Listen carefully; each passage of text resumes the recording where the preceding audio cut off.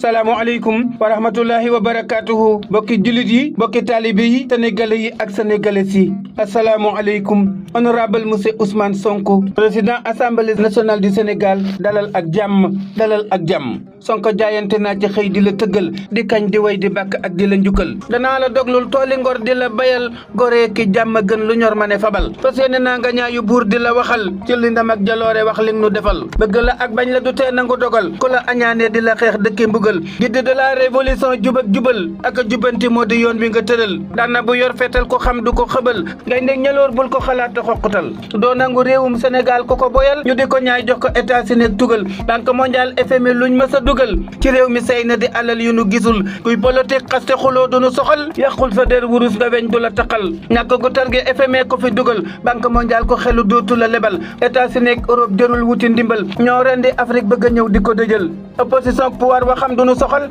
nun société civile presse la nu gëmul ndaw ñi la topp Sonko kenn du ci ragal am na ñu ngor am diine xam te ami xel révolution bi jaaju naa di ko tëggal lum soxla ciy ngànnaay lu yàquma jagal yal na la yàlla sàmm aar la te raxal sa fiiri noon yi boole soppe yi musal alarba ñaar fukki fan ak juróom-ñaar ci weeru mai Touba Darou Khoudoss Ahmadou Diongue Baye Jagal mbaa leen ma àq jërë ngeen jëf jërë ngeen jëf jërë ngeen jëfati